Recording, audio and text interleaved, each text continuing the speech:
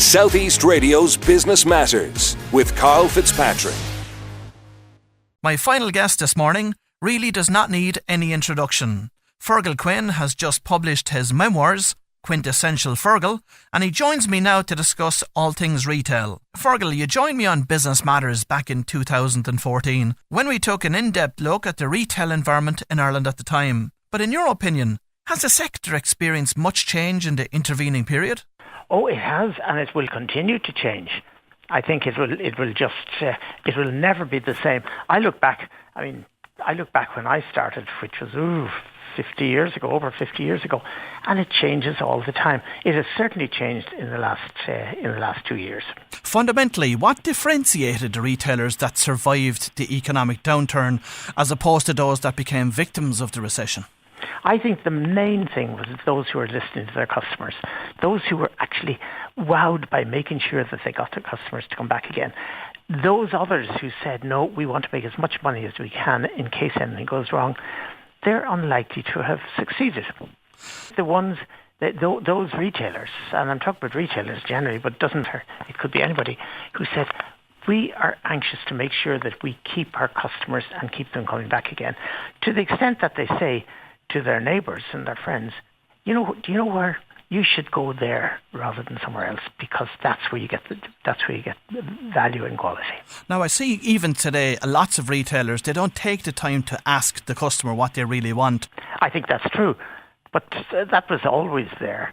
And those of us who were fortunate enough to grow up, well, I grew up in a different business, and as I tell in my book in Quinntessential Feargal, that I grew up in the holiday camp business. My father had a holiday camp in North County, Dublin, and his ambition was to get the customer to come back again. And to do that, he said, you really need, and Holy God gives us 2 ears and 1 mouth so that we listen twice as much that we speak. And that means listening to what your customer says. And it's amazing, if you do listen to your customer and respond to that, you can get huge information that you wouldn't otherwise get. Now, lots of companies and retailers over the last number of years have engaged in survey monkeys, so online surveys to get feedback from their customers. But most of those retailers telling us that they get very, very little feedback from their customers. Is there any particular gems of advice you could give retailers today in terms of the best way to get your customers to talk to you? Well, I think you have to reward your customers. You have to give them benefits for doing so. So if you just give the impression that you're not really listening. So if you give the impression that you are listening and you do listen, and then you let them see what you're doing. I can remember years ago when we heard a customer say to me, I've got, what's this she said? She said, have you ever shopped with 3-year-old boys? And I said, no. She says, well, I've got 2 3-year-old boys and I take a Valium every day because it is hell to go shopping with them. But if only somebody could help me. So we responded to that by putting in playhouses and then later took sweets away from the checkout. And because of that, we got a lot more business than our competitors did. So I think it is a question of not just listening to your customer, but responding to what they're saying. Very good advice. Now, some retailers are beginning to enjoy the benefits of the recovery, but does this period of recovery bring any new challenges for the retail sector? Oh, it does, certainly. Oh, there are loads of challenges. In fact, it's very interesting to look at what's happening, to see that the number of new businesses setting up make mistakes, but number of old businesses are able to adjust to it.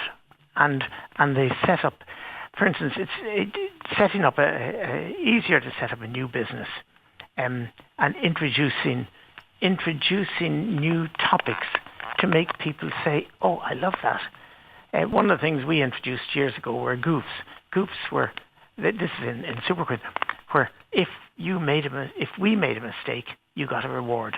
So we encouraged you to look for any mistakes that we were making. A mistake would be keeping you waiting at the checkout for an extra couple of minutes, having the checkout closed when there were customers waiting there, having something out of date. There were just loads. Having a wonky trolley. Now, once we started giving rewards for these, you found people actually looking forward to getting a wonky trolley or looking forward to somebody coming to the checkout and keeping you waiting because you knew you were going to get reward. Excellent. Now, you were a senator from 1993 until earlier this year, but from a government perspective, what would you view as its biggest triumphs for the business sector over that period? And where did you feel that more could have been done to support our enterprises? Well, the more that could have been done is the reducing red tape. I can't believe the amount of red tape that comes in. So somebody opening up a business has to go through so many different processes. And I said this to Andy Kenny on a number of occasions, and to Richard Bruton when he was minister, and said, listen, you've got to find a way to make sure that somebody opening up a business finds it easier to open a business rather than just have to put up with all the amount. For instance, I think it's Singapore. It is Singapore. Singapore, you can open a business in, I think, 6 hours at a cost of €100. With us, it takes at least 6 days and four different visits to different organisations, whereas we should be able to do it all in one go. And that means setting up a business should be made much more easily accessible. But in terms of triumphs, what do you think was achieved over the past 20 years in government? I think what's happened in the last little while is that the government did say we're going to make it attractive for somebody to run a business, as against somebody to sit back and not work. So I think there has been success in the last few years, and I think there are successes coming through now. And I'd have confidence in the present government that they will actually be able to do well, but it's not going to be easily achieved. Now, speaking about the present government, some commentators have stated that there's a distinct lack of focus on business in the new programme for government. So what, in your opinion, should this minority government be looking to achieve in terms of enhancing business activity in Ireland? Well, I think that the one thing I would like to see would be more business people, both in the Dáil and in the Seanad. I mean, I nominated Pádraig Ó Céide to go into the Seanad because I felt he was a business person, and I'm delighted to see that the government accepted that nomination. He didn't get elected, but he's now a member of the Seanad. I also nominated Michael McDowell, and he did get elected.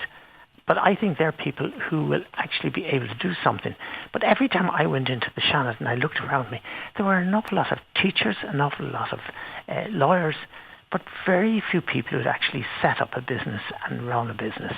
And I think that's what I'd like to see, is that there be far more people in the Dáil and in the Seanad who'd actually got the experience. I remember somebody saying to me, and I say this in the book as well, that he said, I don't have the confidence in somebody who's never had to lie awake at night worried where will I get the money to pay the wages at the end of the week. And I thought, yeah, we all had to do that. But very few members of Dáil and Seanad and very few members of Cabinet have ever had to do that. I mean, in the last government, and they were good, but 3 out of 4, if not 4 out of 4, had never had to do that. They were teachers, and they were able to lecture and they were able to tell you what you should do, but they hadn't lain awake at night wondering where will I get the money to pay the wages at the end of the week. I think that's a huge discipline. And from your perspective, why do you think that more business people aren't interested in getting involved in politics? Because they don't get elected. In general terms, those who elect them, they go for people who've established names for themselves somewhere else, and they've gone forward as teachers or as lawyers, and they're probably good speakers. So a lot of the business people are saying, no, I'm too busy running my business to get involved in politics. I was very fortunate that having been in business for a long number of years, I then decided, no, I'm going to run for election, and was fortunate enough to get elected to the Seanad and stay there for 23 years. And it was my wife says it was a bit of a relief when I stepped down a couple of months ago and said, no, I've done enough of that, and I'll do something else for the future. So, Feargal, what was the secret behind your success in getting elected? I think it was very much the historical background that I had. I was very, whatever about getting elected, I think the difference was that I ran a business, succeeded in a business which was looking after customers. And I decided when I went into the Seanad that what I'd do is I would look for a customer in every piece of legislation coming through. And I don't think others did that. So I introduced 17 different bills. I don't think anybody else has ever done that. And I think those different bills have made a difference. They didn't all become law, but they came law in different ways. But they were in every case saying, how can I benefit the customer? And the customer could be the passenger in a car. The customer could be a student. The customer could be someone who was ill. And therefore introducing legislation about defibrillators, introducing legislation like that, managed to succeed. But the piece of legislation that only becomes law next month, is the Construction Contracts Bill, Construction Contracts Act now, which means that the subcontractors will actually be guaranteed payment from the builder. And I think that's a fabulous piece of legislation, but it took 6 years to get through. And one of my frustrations is the length of time it takes to get through the Dáil and Seanad and become law. But that has become law at last, thanks to a number of different governments. Excellent. Now, just before we finish up on the politics end, how did you go about actually securing votes? Oh, to get elected? Yes. How I secured vote getting elected was solely writing to people individually, or even more so getting people I knew to write to others and say, I think this guy's a good guy, I think you should give him a vote. And I think third party endorsement is a very important element. But that's in getting elected.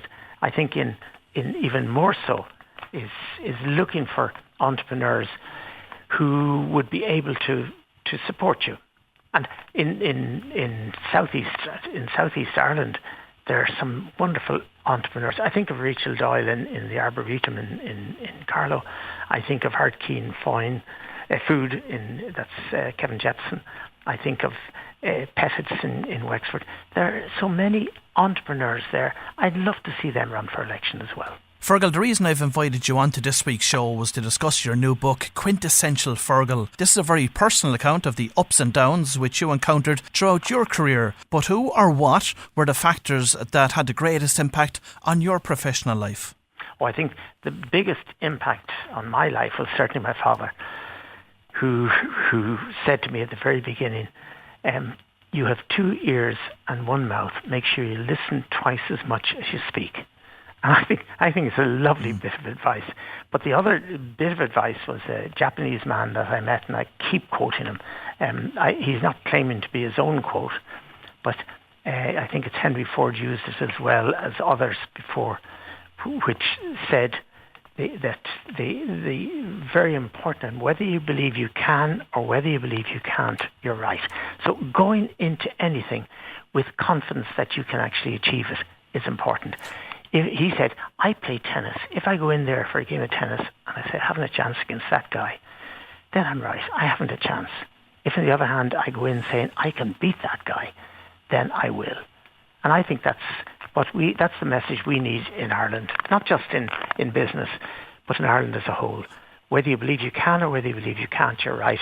I believe we can, and I think that's the message we have to get across to Ireland. It's a very positive message, and I think we can all benefit from that. Many of our listeners will not be aware that when you set up your first grocery store, you were actually competing against your own family. Well, I wasn't quite, because I opened up in Dundalk, and while the family had a business in Dublin, my second shop was in Feargals, which was a long way away from any of my family's business or my father's business. And the third shop was in Sutton, which was still a long way away. It wasn't until a few years later that I moved south of the Liffey, where they were tended to be. So we didn't really compete against one another, but it's a fascinating story. I tell you what, number of the family that have read my book and said, these are grandchildren, children and grandchildren, said, Dad, I never knew that. Granddad, I never knew that. By the way, I'm not Granddad, I'm more Daddy. M-O Fata Or. More Daddy, I didn't know that. And so I think everybody should write their memoir and put it down in a book, if only to have their own family read it. I'm sure that writing your memoirs prompted you to re-examine some of the most pivotal decisions in your career. Looking back, what would you say was the most challenging time? The most challenging time were probably in the 70s. A huge competition coming from, from abroad and from outside. It was very competitive. But, if you're lucky enough to enjoy competition, and I love playing football and hurling, and therefore I loved competition. And therefore when competition came along, it was just a joy to get involved. But looking back on it now, it was very tough. But I remember going along to the bank to get the money to build our store in Blackrock. And Blackrock is in South Dublin. And he said, "Are you wise to build there? Look, there's no business coming from that side of the city, from that side of the road. It's all sea." And I said, "Yeah, that's true, but have a look at Sutton, where we just opened some years earlier. And that had sea on the left and the right and the north and the south. And yet we were able to succeed." So I said, you really have got to convince not only your customers, but your bankers and your others that, yeah, you can succeed if you really believe in yourself. And I had confidence, I had belief. But the main success were the people we had. We were very fortunate to have a wonderful team of people. We ended up with about 5,000 people working in Superquinn. And they were all enthusiastic and working well and enjoying it. And that's part of what we have to do, is to make sure that those who come to work for you actually leave at the end of the day saying, "Hey, that was a good day. I enjoyed that day." And what prompted your decision to sell Superquinn in 2005? It was actually an easy enough decision, because we had now got 24 supermarkets, shopping centres, etc. And there were a number of people who said, "You're mad not to be extending much larger. You should build car parks underneath. You should build 5 or 6 floors above that and put in apartments and office blocks and everything else." And I went to the family, and we had 5 children, and said to them, "What do you think?" And they said, "Dad, we know nothing about building. We know nothing about property development. We know something about food. And therefore, we don't see ourselves getting involved in property." So it was a comparatively easy decision to do that. And looking back on it, I think it worked out very well. All the children have done very well and are continuing to do well. Eamon is actually one of the dragons in Dragon's Den and is very successful at that. And I love watching it on a Sunday night to see how well he's doing. And now, Feargal, final question for you this morning. If you could impart one piece of advice that served you well in retail, what would it be? I think the piece of advice I would say it would be not unlike the one I gave earlier on, but it is listen to your customers, get your customers to come back again. The first book I wrote, which was Crowning the Customer, was based on the boomerang principle, which is everything you do is aimed at getting your customer to come back again. And I think that's a very important element. I believe a large number of people say, "Oh, the most important element is to make as much profit as you can." I don't think so. I think the most important element is to make long-term customers, bring them back to you. And that same thing applies not just with customers, but with family and everything else as well. Make sure that those who are around you enjoy your company and say, I'm looking forward to going. Southeast Radio's Business Matters with Karl Fitzpatrick.